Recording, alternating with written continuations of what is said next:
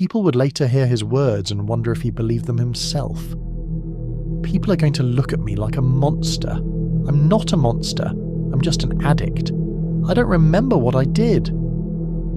Those were the lines he clung to, as if saying them could scrub away the horror of what happened in Cleveland on a cold January evening. I'm not a monster, I'm just an addict.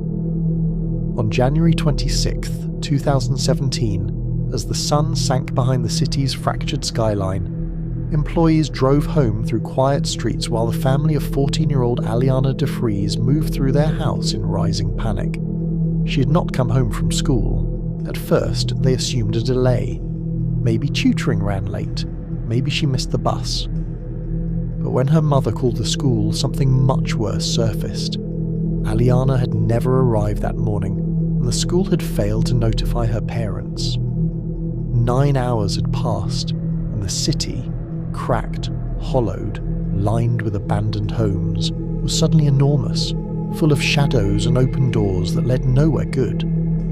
Cleveland was a place with history soaked into every brick, once booming with industry, now scattered with empty houses, thousands of them, sagging and forgotten. Entire blocks had vanished, leaving only exposed lots and rotting wood.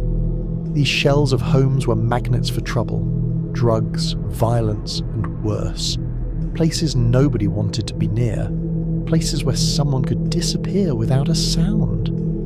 A couple of streets away, another life had once begun with optimism. Alianna was born in Detroit in 2002, and not long after, her parents moved across Lake Erie to Cleveland for better opportunities. Their relationship didn't last, but their devotion to their daughter never changed. She grew up sweet, shy, playful, still attached to her baby dolls even in her teens. Her parents worried for her more than most. She had learning challenges and often needed extra support. Eventually at 14, they let her begin taking the bus alone. It felt safe.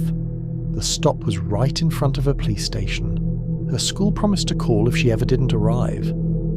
That promise broke the morning everything went wrong. Her mother walked her to the bus at 6:45 a.m. Alianna wore her uniform, tan pants, white shirt, hair neatly done. She boarded the bus as she always did, headed for her tutoring session. Later that afternoon, her mother waited at home, expecting the door to open at any moment.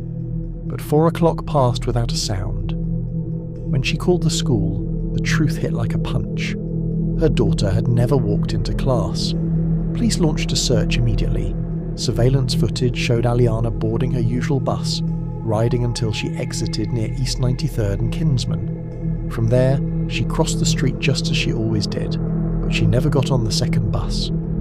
And in the next video frame the detectives found, she was no longer alone. A nearby church camera captured a man approaching her around 7 a.m. The footage was grainy but unmistakable. She stepped back from him, uncomfortable.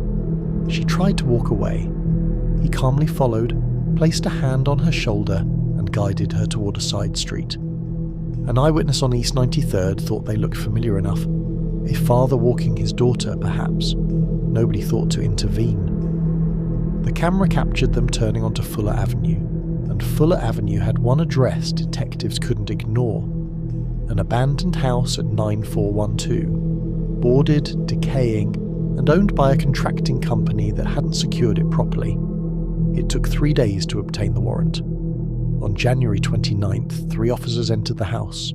The back door hung open, battered and splintered. With no electricity, their flashlights cut thin beams through the dark, revealing a trail of dried red staining the floorboards. The smell hit them before the sight did. They followed the trail to a closed room. Inside, they found her.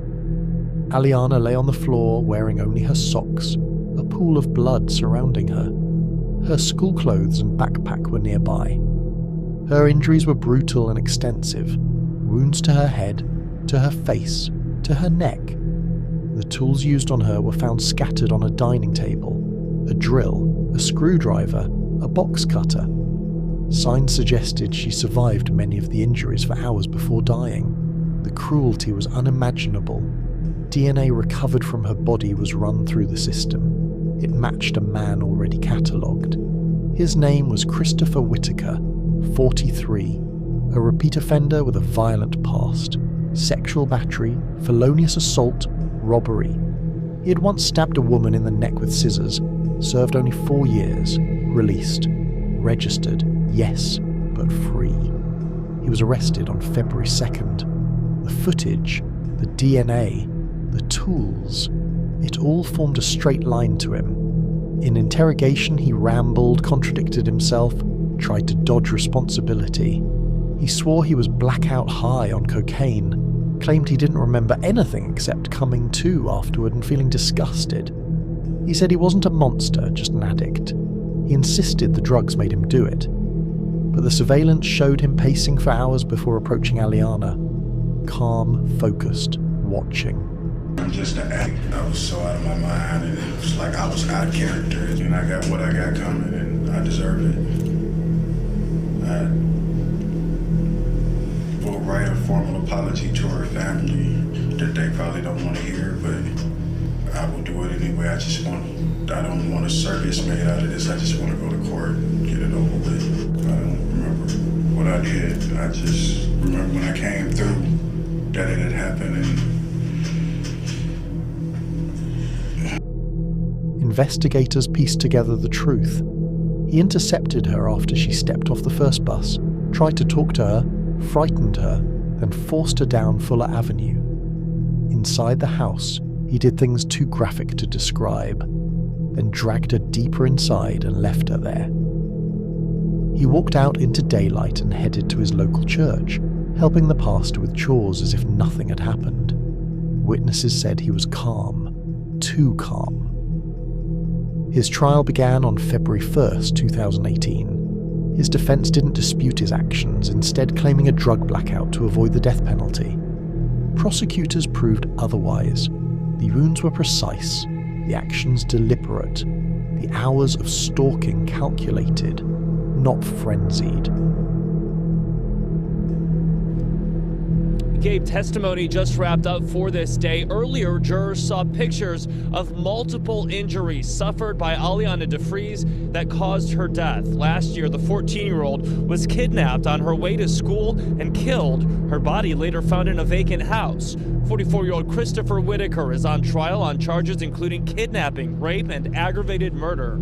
Today, a deputy medical examiner who performed an autopsy on Alianna's body testified that wounds to her neck, head, and body were consistent with tools found at the crime scene, among them a drill, screwdriver, and box cutter.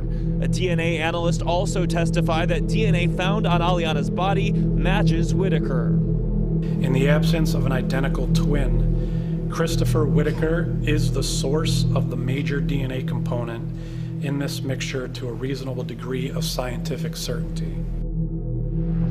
Whitaker is not contesting the charges against him. His attorney's instead preparing for the death penalty phase of this trial. Court documents show they plan to use a psychological report saying that Whitaker was high on cocaine at the time of the crime. Gabe? After 2 days, the jury found him guilty on 10 counts, including kidnapping, assault, and murder. 6 hours into sentencing deliberations, they recommended death, and the judge agreed. He received a death sentence plus 48 additional years. And ever since that day, I've been filled with regret and remorse. Through the year, I made a lot of phone calls, and in those calls, I've said things and lied about things in order to protect my family's feelings. I've admitted to my guilt to the detectives and to my lawyers.